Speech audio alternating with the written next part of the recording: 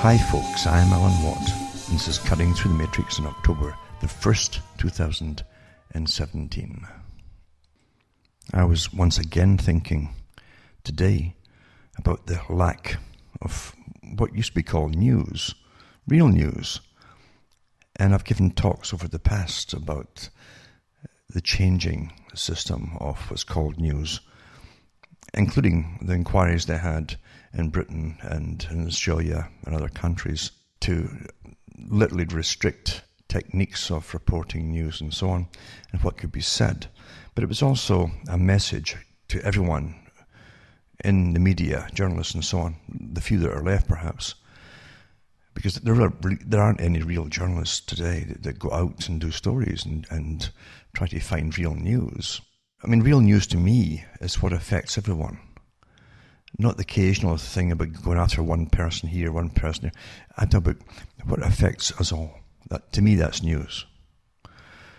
And what you find really today is that you're given a substitute for news. Data, and for years and years and years, I've talked about data being the technique of making you think you're getting lots of information. And yeah, it's data. But 99% of it is complete junk and fabrication to occupy your time, your brain cells, and everything else. That's a technique of warfare. And believe you me, your governments are constantly at war with the people. And I don't care what group or party it appears to be in, it's all the same. The big agenda goes on, always goes on. For years and years, I went over the whole idea behind the 9/11 agenda, which really went into a straight agenda. The troops were already massed to go into Afghanistan elsewhere before it happened. And you had the PNAC group, as I've mentioned before, in its own website, publishing the countries they wanted to take out and to eliminate. And you also find the same group, actually, who wrote to Bush Jr. at the time, the letter I've got it to, where they also mention to get on with it, and here's the countries that like to take out, Mr. President, please. Nothing changed. And then you find, too, when Obama got in, that Don Rumsfeld eventually congratulated Obama for continuing the same wars, basically, on the same countries as the PNAC group had wanted in the first place. Today, of course, you know it's a continuation again, because when you hear Syria and Iran mentioned, well, they were also part of the list. General Wesley Clark talked about it on, I think it was Democracy Now! In 2007. And I'll put the link up if I can find it. But he mentioned it too, that a couple of months after, maybe a month after 9/11 happened, in 2001, he was talking with other staff, and they said, we're going into Iraq. And he says, why Iraq? Because initially the whole cry was to get into Afghanistan, supposedly. And they said, I don't know. It was the answer, I don't know. Well, the answer, too, is you have to see where these countries border. It's quite simple. It's not rocket science here. Look at the countries that are being taken out and where they border. And it's no surprise to anybody why you're going to war again, obviously, too. And forget North Korea. China isn't bothered about North Korea. And no one else seems to be bothered about North Korea. And I can remember years ago, too, the Bush Jr. group using North Korea as a decoy while they were amassed to go into the Middle East. It's probably the same thing again, I would imagine. And also, don't forget, the important thing is that the big military-industrial complex has got Donald Trump to get a great deal of military equipment sold to Saudi Arabia, and also to tell the other participants in NATO, etc., across the world, that they have to start paying more of their share for defense. There's a lot of missiles and anti-missile technology to be sold to South Korea and Japan and elsewhere, and they definitely want the big sales done. So that's also part of the North Korea thing that's going on right now too. But if China, as I say, isn't worried about North Korea, and if North Korea truly was a strange, mad rogue, they always give you this mad rogue thing, don't they?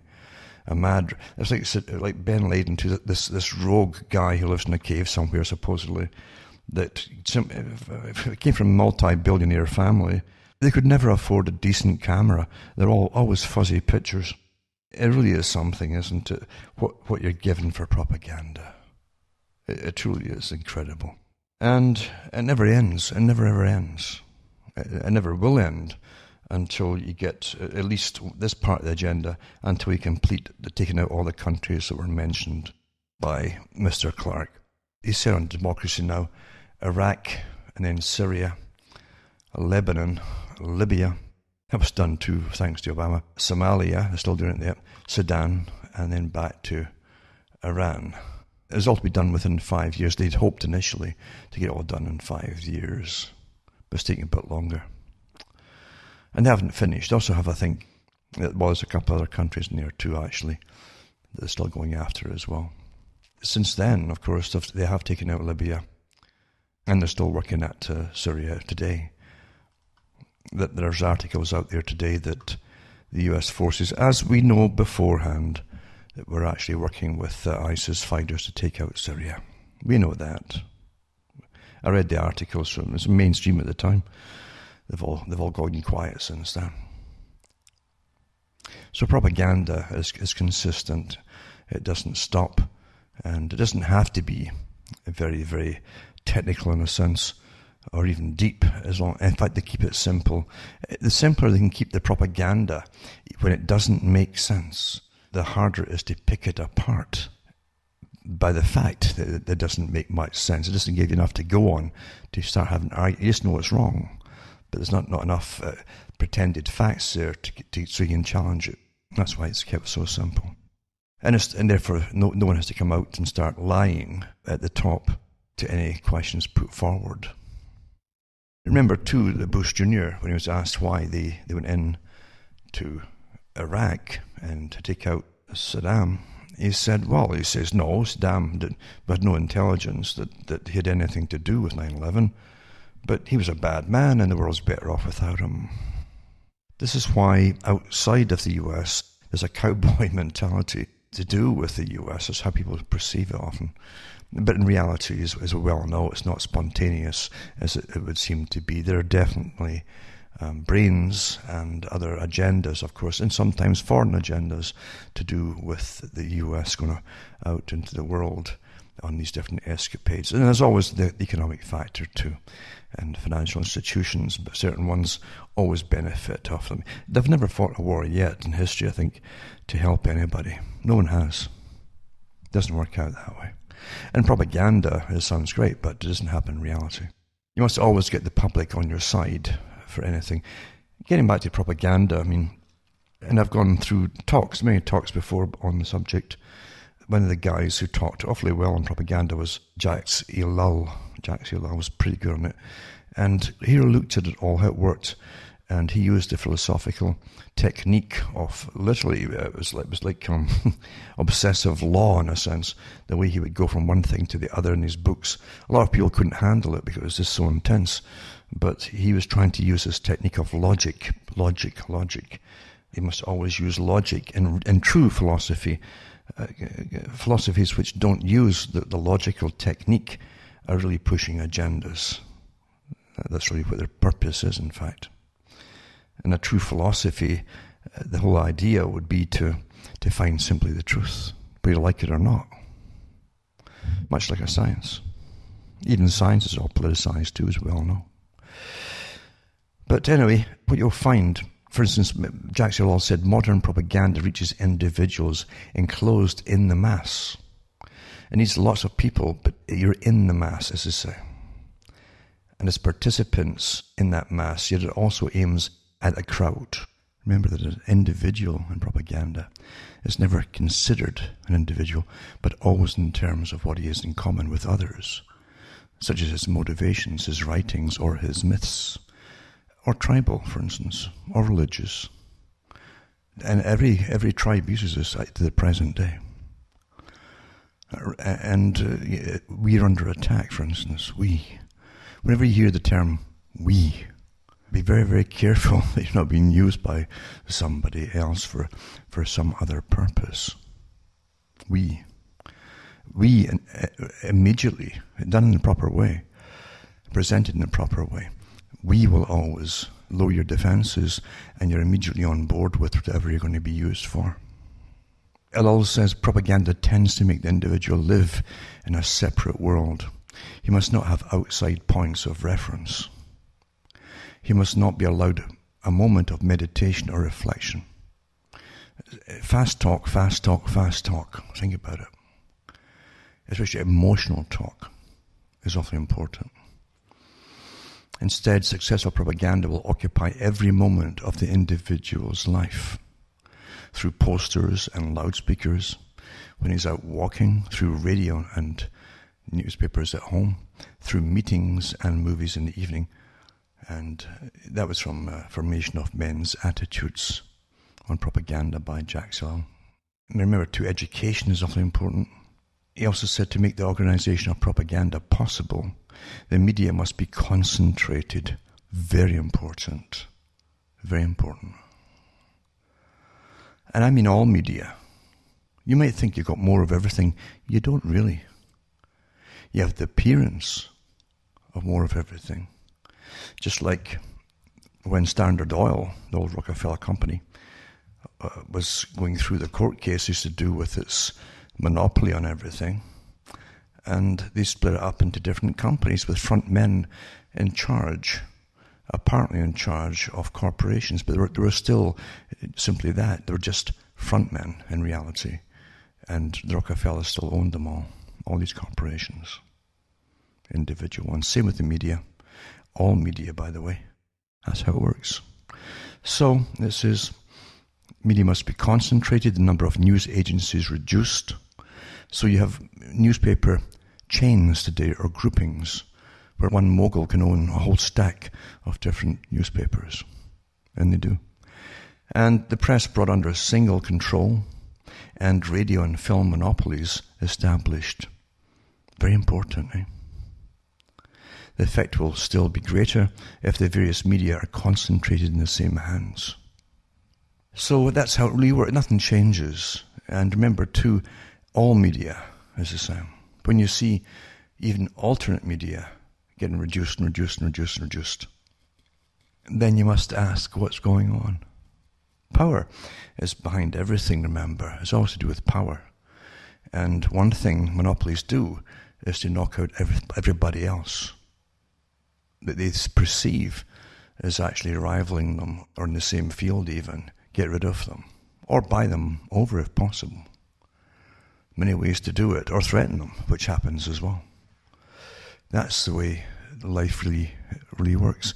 The internet, for instance, as we know, how much of the stuff you see on the internet is actually of any use to you? Stacks and stacks of data, but how much of it is really of any use to you? Why do you think you've got all these prompts when you look up one particular thing?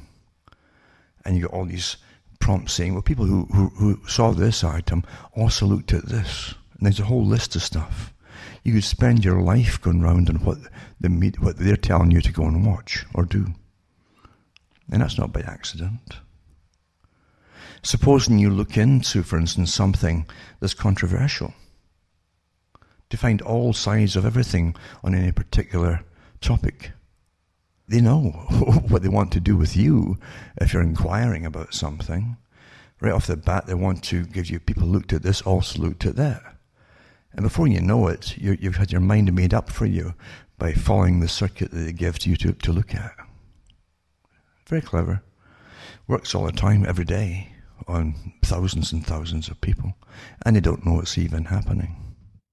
What's interesting, too, is the reaction you'll get once in a while, or you'll notice, by the mainstream media, and all media for that matter, these days.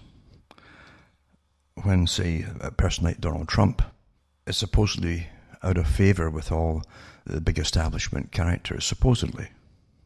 But they gave him suddenly big marks in the polls when he attacked, and it was an attack. He launched all the missiles against Syria to do with the false gassing over there. And suddenly shot up in the polls. Oh, he's going to do the right thing now. He's back on track, back on the agenda. Good. And that was it. Shot up in the polls. Same thing again when he talked. And basically, remember too, I have no time for the star-making nonsense of presidents and prime ministers. They're, as far as I'm concerned, they're front people. I've read the articles I've actually read from the book many times of Carroll Quigley, who was the historian for the Council on Foreign Relations for a long time. And it's just really the US branch of the Royal Institute for International Affairs, private clubs, of the real establishment. And even they're not the top characters, but that's their job. Above them there's an inner party too, and there's the outer party that most of them are in, the journalists or even the moguls who own the media. And you can always tell what they want. Some are very, very obvious in what they want. Remember too, the CFR doesn't mind having communists, fascists, dictators on board. They've got everything on board as long as they're all on board with the same global agenda. And Quigley talked about that too. When Quigley in fact took over as historian for the CFR, he also took over from a communist who had been put in charge of the archives for the CFR. So don't be put off. And Quigley also said we're often mistaken for the communists because we seem to have an awful lot in common with communistic goals. Now, Trump himself, as I say, is a front man, like they all are. And people are getting worried now because you can see a lot behind him of who starts to emerge. And you can see the neocon agenda rearing its head again to finish off more years of the war and so on, but as fast as possible. At least that's what the rhetoric is on about right now. And I've often thought about the wars of other countries too. But before the US, it was Britain. Britain handed the torch over to the US to continue the same agenda. Look at the mess Britain is now. It really doesn't exist as such anymore. It's been hammered and hammered and hammered, still being hammered. And the people who are traditional British people are being taught to hate themselves to an extent by their own BBC, and the BBC is a government corporation, although they do have shares sold, and the shares sold to it, by the way, by the BBC, are owned by the CIA. And you can look at that for yourself and find out when they sold them. I read it on the air at the time from the newspapers. So nothing's ever as it seems to be. So Trump is now he's getting all the hurrahs again from certain people in the media to do with his speech at United Nations, because he's promised basically to get tough on Iran, which has to be taken out because it's in the same list as the other ones that were on the one that Wesley Clark talked about. And big boys never, ever, ever back off from their agendas, you know. They might let it slide a year or two here and there, but they always continue it. And that goes along with all the agendas at the United Nations. That goes along with all the greening agendas, the taxation agendas for carbon and so on. They're at it continuously. With your tax money, you can employ armies, if need be millions of people, to get it all done. But here's an article here to give you an example. Remember Trump too reads speeches. And we know who his speechwriter is. So why do we I used to say before, why do we bother with presidents and prime ministers?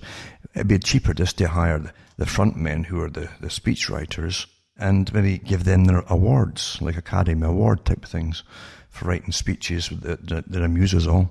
And maybe lesser prizes for the whole teams that work with these front men.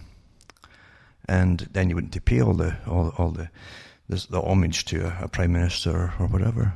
Yeah, the speechwriter is fine after they're doing the real work and they're telling you what you're supposed to think and do and so on. So, but anyway, this article here is by Elliot Abrams of the Council on Foreign Relations and some other groups as well, who's given a rah-rah for Trump on his speech at United Nations. For those who bother to look at it all, it was quite something.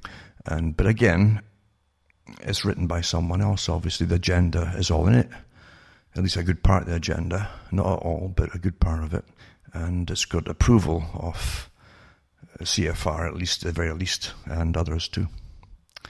You've seen the same thing too with John Bolton, and he has given it the best speech. He says the best speech of the Trump presidency. Anybody can read a speech, remember. Huh? Anybody can do that. And don't forget to even read it as a kind of particular one-way screen that they read it behind. They can see the speeches. You can't. It appears as if the person is just talking to the audience. And they turn left and they stop for a while reading it, and then turn right and read it, back and forth to make it very authentic looking. As Bolton says, it's safe to say in the entire history of the United Nations, there's never been a more straightforward criticism of the unacceptable behaviour of other member states. And it's true enough that the United Nations is no great institution at all. It's a mass bureaucracy. Some of them are actually saying, well, Trump gave it to them and complained that they're too top-heavy, basically, with bureaucrats, etc., which, of course, they are. And some of them say that, well, it's never meant to be a true world government. Oh, yes, it was, because I've got the old books here that were printed at the time by members who set up both the League of Nations before it and the United Nations afterwards. And they said quite blatantly it's supposed to be end up being a world government. That's by the by. Again, we're not given news anymore. We're given scripted, just like scripts for television, or scripted speeches and so on. That's what we're given. Then the media goes on as though there was a brand new, authentic thing, spontaneous and all, and that's what they give you as news. It makes you sick, doesn't it? Another article here is The Killing of History by John Pilger. It's a good article. John Pilger always has his facts straight, and he has been in the field of literally the field of war correspondence for an awful long time, and he knows what he's talking about. He has what's claimed far left leanings, but again, too, you cannot be far left or far right completely in this world, because certain things make sense on one side as make sense on another. Of course they do. But he does talk about some new series that are out about for television on the Vietnam War. And he says, The Killing of History, that's the title. And he says the directors of this one are Ken Burns and Lynn Novick. He says, in a society often bereft of historical memory and enthralled to the propaganda of its exceptionalism, as they say, Burns' entirely new Vietnam War is presented as epic historic work. His lavish advertising campaign promotes its biggest backer, Bank of America, which in 1971 was burned down by students in Santa Barbara, California, as a symbol of the hated war in Vietnam. Burns said he is grateful to the entire Bank of America family, which has long supported our country's veterans, he says.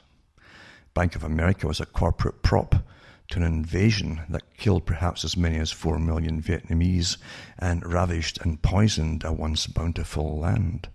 More than 58,000 American soldiers were killed. Around the same number are estimated to have taken their own lives in suicides. I mean, drugs were rampant there too. The CIA, everybody's involved in it there too. A lot of testing went on. And this doesn't include all the ones that ended up being maimed and crippled. Personally, I think it was a big experiment that was done there too. And anyway, he's not happy with this presentation to do with the war in Vietnam. He says, the dishonesty of this statement is not surprising. The cynical fabrication of false flags that led to invasion of Vietnam is a matter of record. And that's true. I mean, you can actually hear the talk between the commander of the fleet that was over at Tonkin, the Gulf of Tonkin, and the president of the US, or at least the president's men.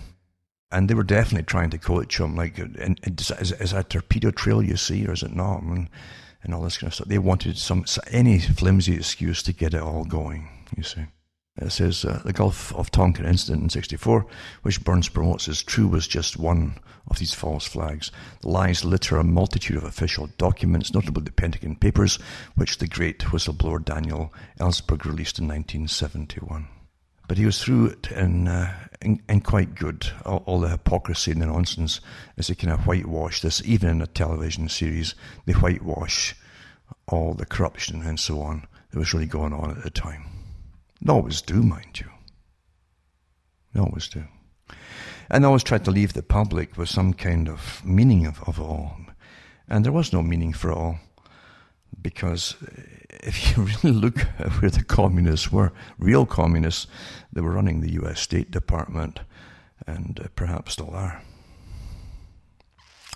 All along. And they always tell you to go over there, over there, over there. Now, another article, just to put out today, because I say there's really a lack of articles. There's not much real news. Most things out there is a rehash, in a sense, of what's been happening before. But there's one here on Russia releasing photos showing the US Special Forces and at the SDF, the Syrian Defense Force, which is actually the rebels that are sent in, and they call them Syrian Defense Forces and so on, working in ISIS territory with no fear of attack. So the Russian Minister of Defense may have corroborated what many researchers and journalists familiar with the Syrian crisis have been exposing all along, that the United States is working directly with ISIS on the ground, and that its SDF forces are doing so as well. And it goes on and on and on. And, well, it shouldn't surprise us, because even, again, I read lots and lots of articles over the years to do with the US funding ISIS. And they were even arming them through Qatar at the time. And so on and so on. It's well documented what was going on. A proxy army rather than get the boots on the ground. And that was one of the contentions that was going on when Trump and Hillary were both competing for the big bosses of the planet, really, is who would get the boots on the American boots on the ground, or would they continue with proxy armies? Really, that's a good part of it there too.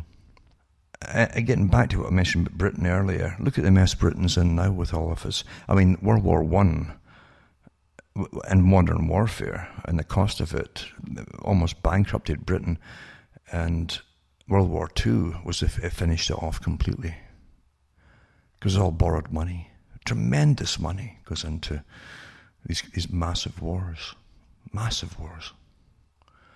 And that's why the military-industrial complex profits as they use these countries for other agendas that even the citizens of the countries are unaware of.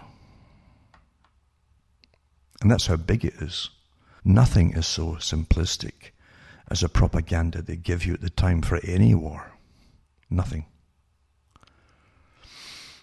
And why do you think is 50 to 100 years afterwards that they might declassify so many articles to give you a different version of it? By that time, everybody involved at the time's dead. And the children coming up or whatever, or the third generation, they don't care. They don't care by then. It's well understood. And you get fed up with it. You really, really get fed up with it, don't you? I do, with lies and nonsense. Another thing I want to just touch on briefly here is the effect of the sciences in communication especially, and how it's affecting the people. Because, again, people think they've got way more access to real information. But in reality, yeah, you have access of stacks of data and information, but not real information. The stuff that should really be given to really, really inform you for your own benefit. And remember, in talks I've given before too, to do with science, and it's well understood and it's taught, as a matter of course, that any new invention given to the public will alter the behavior of the public. And that's the first thing that the manipulators always jump on to alter your behavior. When radio came out, they found they could influence the public on a massive scale at once, all at the same time, with 1 or 2 shows per week on television serials, where they'd have a cliffhanger at the end of it, and you'd have to tune in tomorrow or the next day to find out what happened to the hero or heroine or whoever it happened to be.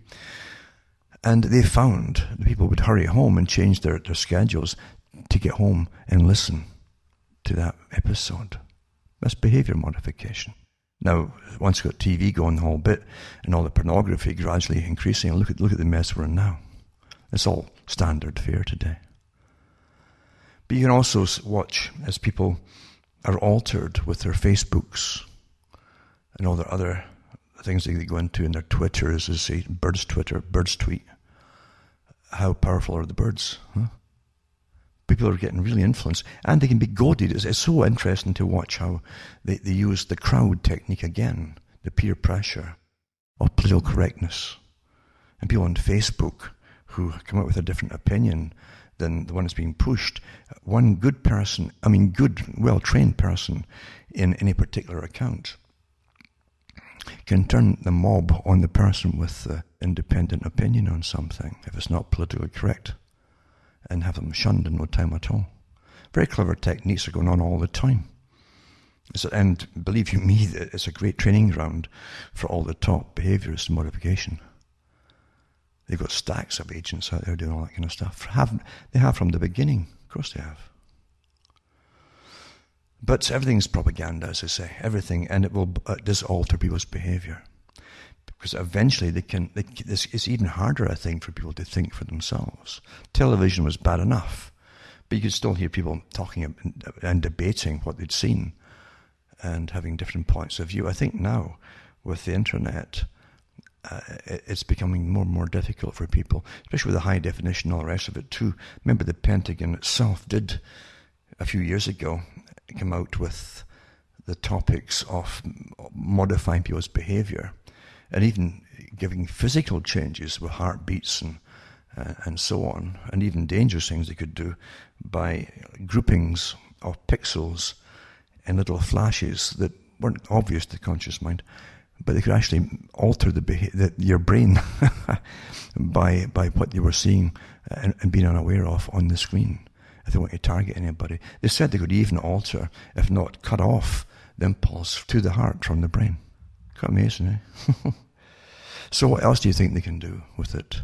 We know too that there's under studies, and they'd have admitted in the past, that reading anything on that white light that's there, reading it will not be retained for very long compared to reading it on paper.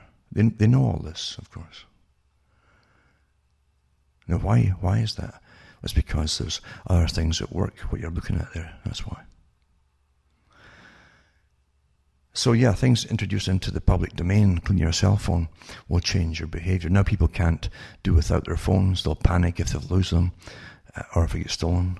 And they're even giving new psychiatric definitions for these phobias and fears of losing their phones and so on. It's quite something. It's quite a time to live through and watch all this happening. And the behavior modification is going on daily with everybody. And the fact that people today have been trained awfully well by all the fake media, and by the fake, I'm talking about the fake stories, it's all sex and this, all the rest of it, or stars doing this and stars doing that, complete fabrication. But they have been trained that this is the new media, this is the new news, this is what passes as news, and what happens then is that you're safe now. You're not looking into anything that really matters when you're following the trash. Why do you think there's so much trash out there? And sexual things to do with it, and they call it news. And sex sells, as you well know, but sex also is addictive, obviously. And when they can hypersexualize until the people are thinking about nothing but sex, and so then there won't be any problem to those who are ruling the world. And they're being taught not to even be involved in seeking out what's happening in the world, because the next phase is to give the Club of Rome what it's always been after, since they claim that democracy doesn't work now, you see. And that's really your administrative bureau that will be unelected. And you'll all be trained. Most folk are already ready for it, to just accept it as it is. Oh, well, they're specially trained for everything and they can manage the world fine. Yeah. And I'll just go out and play. And they'll deal with all them problems for me. And that's what's happening today. Now, another one, two article has to do with the Kurds. The Kurds, again, were used initially, and I guess, to Iraq. And they're still being used on the border of Iran. But Kurd referendum, crude oil rises to 26-month high, and Turkey threatens to cut Kurdistan oil pipeline. And it's cut quite a bit, actually, because it says the pipeline to Turkey's port of Ceyhan usually pumps between 500,000 and 600,000 barrels per day. That's oil. The loss of supply, combined with 1.8 million BPD of supply cuts by the OPEC and non-OPEC producers, has raised concerns of tighter supply. And it's to do with this rumour or rattling of basically the Kurds expanding their territory, etc. And it says here too that the Iraqi government as well said it will not hold talks with the Kurdistan regional governments about the results of the referendum, which is expected to show a comfortable majority in favour of independence after results are announced in about 72 hours. So there you get that kind of stuff going on there. And then you get Iran halts flights to Iraq's Kurdish region in retaliation for independence vote. So there's more to it than meets the eye, of course, at this particular time, as you can well see. You find even in the Israeli papers, they talk about it. Top Iranian general says Kurdish referendum is an Israeli plot. And aide to Iran's supreme leader also claims independence vote in Iraqi Kurdistan, a plan hatched by Jerusalem to fuel violence following the ISIS defeat, I suppose, Islamic State defeat. So, in amongst that will be some truth somewhere. And there will be funds flowing in, regardless, to stir it all up and get it going once again. Your whole life, really, for a lot of people already, since 9/11, and even before 9/11, has been to do with the wars in the Middle East, isn't it? 91, was it? Gulf War I, all the way to the present. And that's all you get. And you wonder why. Government prepares for 70 children of ISIS fighters to return to Australia and plans to give them counselling, welfare and new identities. As at least 110 Australians are still in Syria and Iraq fighting for the terrorist groups. Doesn't that seem odd for you, that Britain's doing the same thing and brings them all back home again when required? More than 70 children are expected to return to Australia this year, and the Turnbull government will be offering them privacy and an education. Despite welcoming them with welfare, the public safety remains a top priority. It's a bit of a paradox there, I think. This is, again, these things don't happen by themselves. There's big agendas at work, folks. And for the rest of your lives, I'm not the only person saying this. Some of the top generals have said that right after 9/11, this terrorism thing is going to happen for the rest of your lives. Get used to it. Because it's a new method of controlling the world as you go into a truly globalized system. How else can they control you at the very top and keep you under their power, basically? Another article here, too, is to do with the military-industrial complex. Now, Britain has a very, I think it's nearly £1 million each armoured vehicles. And they spent 400 million on what is called the Foxhound armoured vehicle. And they're brought in to deal with the demanding conditions in Iraq. Only one problem is they're all breaking down in the hot weather. So someone got their sums wrong, as they say, when they designed the thing. And here you have it, 400 million spent and about £1 million each, and no God knows what it costs for the maintenance and constant repairs for them.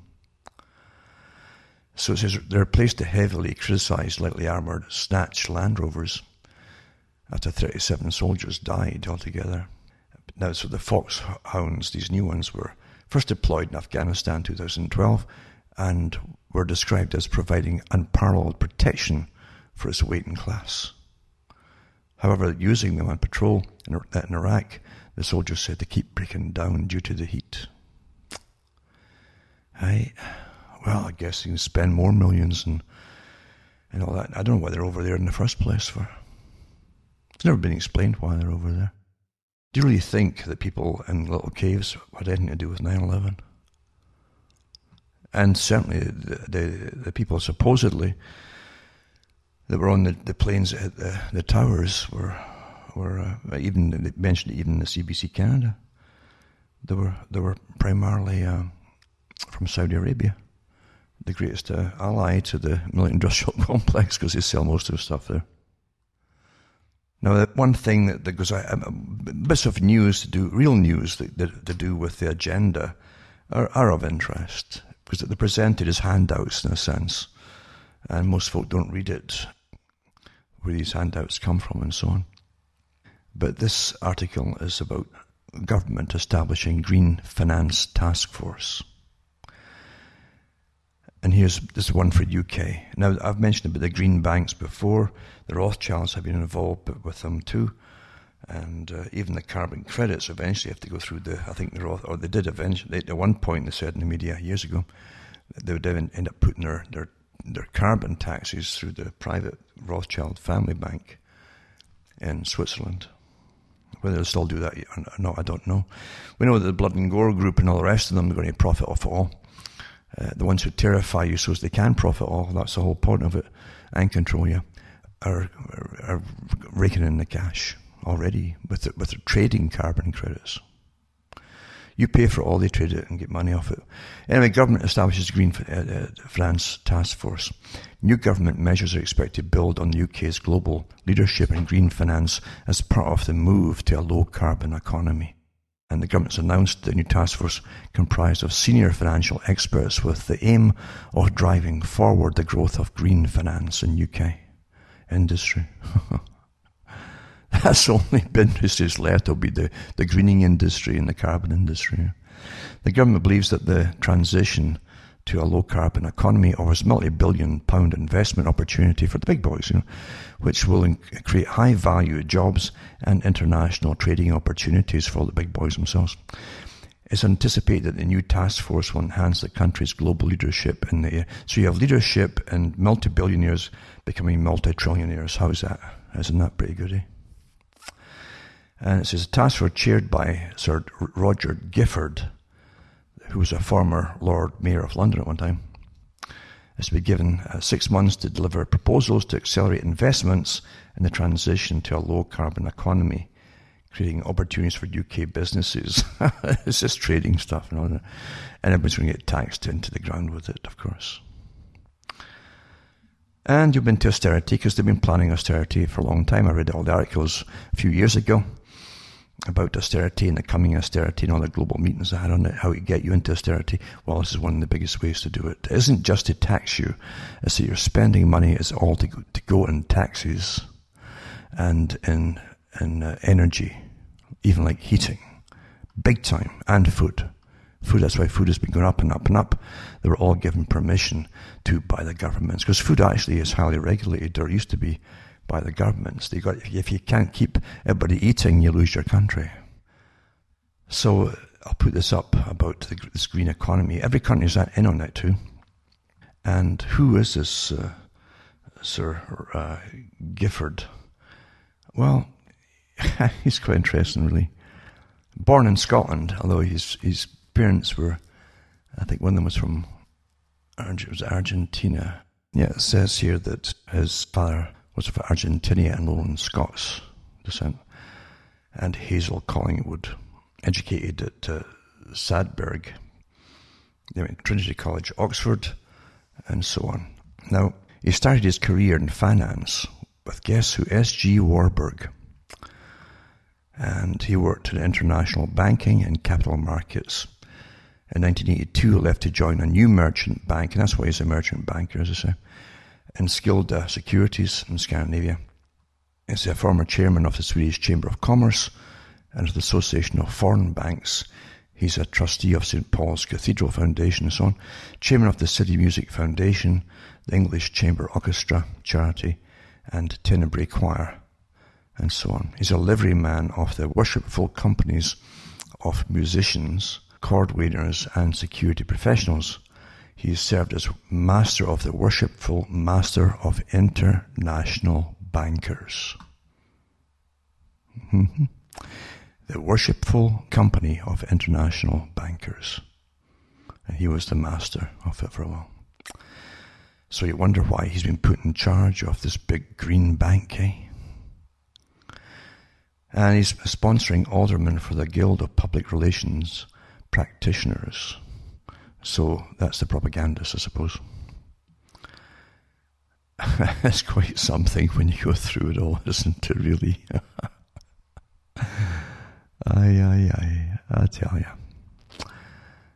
And the rich get richer, eh? And the big club at the top, and you're not in on it. Also, the present London Mayor, Sadiq Khan, who's never made a compromise he didn't like, demands Britain bans fireplaces and wood-burning stoves to tackle air pollution. No, it's to get up in his own career, to get beyond just the mayor, of course. They all know what to say, you see, the political correctness and the point system to get up there, don't they? They all know that. Even the children in school probably know that now, because they're all hear it incessantly from their indoctrinator professionals called teachers.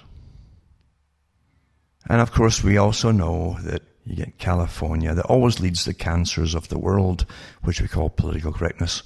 That's going to phase out their gasoline cars, and no doubt diesels too, after 2040. Interesting that 10 years later the world's population is supposed to suddenly dip. I wonder why. Maybe because they can't heat themselves or travel, and neither can you drive the fuel to them, I suppose, if you can't drive at all.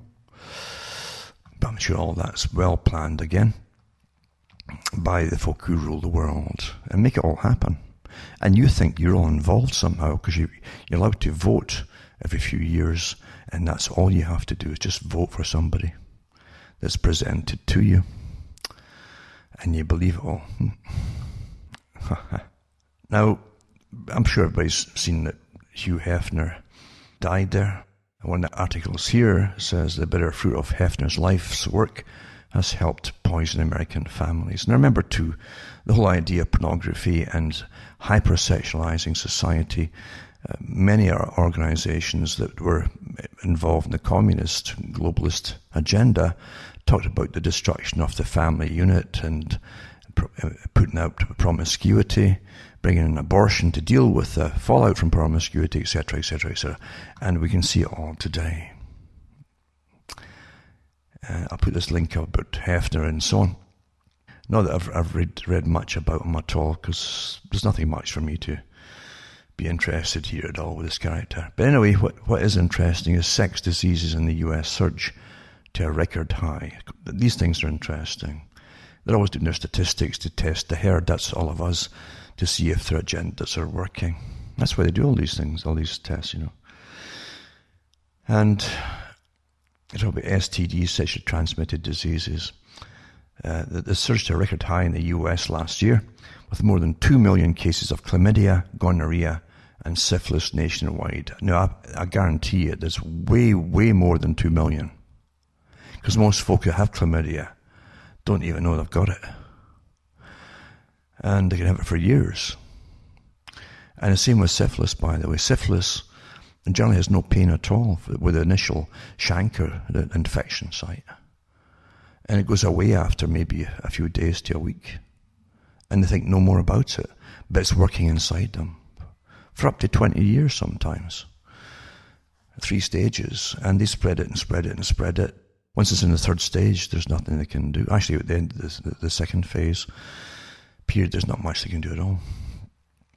Anyway, It says this is the highest number ever, said the annual Sexually Transmitted Disease Surveillance Report released by the US Centers for Disease Control. Interesting term, I mean, for disease control, not elimination, but not controlling it. Most new cases, 1.6 million in 2016, involved chlamydia, a bacterial infection that affects both men and women. Gonorrhea has also increased amongst men and women last year, but the steepest rise was amongst men, 22%. Nationwide gonorrhea cases reached 470,000, with a large share of new gonorrhea cases amongst men who have sex with men. These trends are particularly alarming because of the growing threat of gonorrhea becoming resistant to the last recommended treatment. Syphilis cases numbered 28,000, a rate that increased nearly 18% from 2015 to 16. Most cases of syphilis occur amongst men, mainly gay, bisexual, and other men who have sex with men. But women too saw a 36% increase in rates of syphilis. There are more than 600 cases of syphilis amongst newborns, known as congenital syphilis, a 28% increase in a single year. It led to more than 40 deaths and severe health complications amongst the newborns. Every baby born with syphilis represents a tragic systems failure, and so on and so on. But there's way more folk who actually have diseases, and that doesn't include all the human papilloma virus and stuff like that either, or the herpes and so on. Also, this one is about, from Los Angeles Times. It says, for the second year in a row, the number of babies delivered in the US fell in 2016, according to a new report from the National Center for Health Statistics. For some groups of women, the birth rate reached record lows. So this article goes on to say that the total number of babies born in the US last year was 3,941,109. That's 37,388 fewer babies than were born in the US in 2015. So it's a 1% decline. The number of births tends to rise as the population rises. So statisticians like to make historical comparisons by calculating the general fertility. This is the number of births per 1,000 women considered to be of childbearing age. And that's between the age of 15 and 44. In 2016, the US fertility rate hit a record low of 62 births per 1,000 women, ages 15 to 44. In 2015, the general fertility rate was 62.5. Another useful statistic is the total fertility rate. This is the estimate of the total number of babies that 1,000 women would have over their lifetimes, based on actual birth rates for women in different age groups. In 2016, the total fertility rate for American women was 1,818 births per 1,000. That's the lowest it's been since 1984. In order for a generation to exactly replace itself, the total fertility rate needs to be 2,100 births per 1,000 women. The US has been missing that mark since 1971, though the country's population has grown due to immigration. And it goes on and on and on. But as I say, there's no pleasing those in charge who say there's too many of us to start with, and then they say, oh, there's not enough of you, and you're all dying off. And they'll bring more and more immigrants in too, but then they tax them all the more for creating more carbon, etc. I mean, you understand the whole thing's a con game. Big con game going on. Because obviously, if you were declining, they'd be happier and happier if they're going to save the world, right? The less people born, then the less carbon would get created, and just their existence, breathing number one, and then even having to eat various things and two that produce carbon, and even keep themselves warm or cool.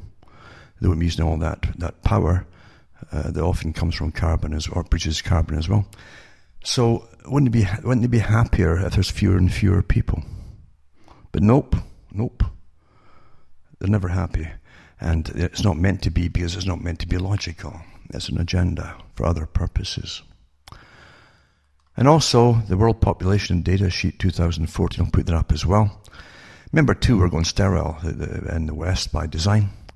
And people are aborting more children, I think, actually, than they're having live births in some places. And that's well understood as well. And you think we're on the decline here and we're falling apart and so on? if you were coming into another country, or even from outer space, and you're looking at the country or the world, and you would look at society, and you'd wonder what happened to them from the massive, it's almost self-nihilism that's put across as fashion today. Remember the whole idea of getting them to stick pins through themselves and chains and all the rest of it too. It's nihilistic, of course. And it hasn't stopped there. A model decided to tattoo her eyeball, and now she's partially blind.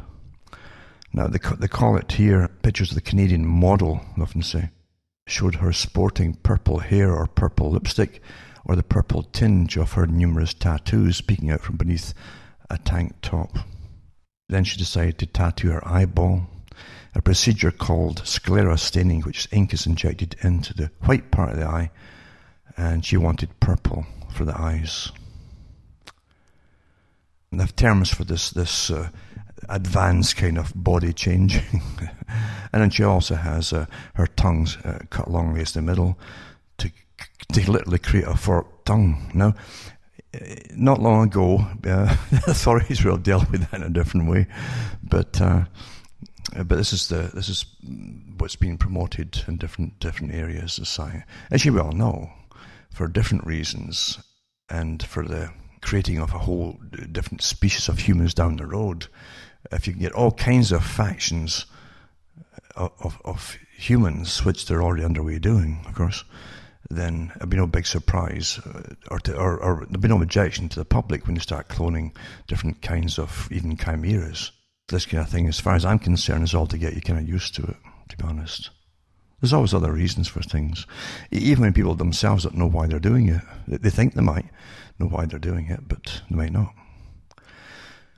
But yeah, it's quite something, isn't it? I remember there's a woman who had so much surgery at one point, but she was trying to make herself look like a cat, for goodness sake. Now, why really is that news? There are reasons for things, but why is it news? You can be anything you want to be, apparently, going under the surgeon's knife, eh? So the surgeon just cuts bits and pieces off you, and then kind of molds parts to make it look like something which it really is not. That's not really changing things. Surgery at one time was supposed to be in the business of doing no harm. All medicine was. And you don't do invasive surgery of any kind unless it's utterly necessary. So there's many reasons for things going on, as you well know, and there's a lot of psychological warfare going on too.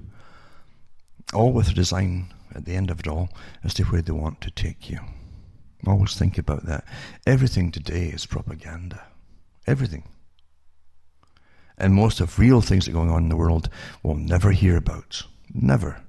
And if eventually they have to let you know about something, it'll be so heavily spun you'll never get the real answers for why it all happened in the first place. That's how bad it is now. But that's what they always wanted, that you leave the world and the running of the world to your betters. That's what they want you to believe. And unfortunately, lots of folk do.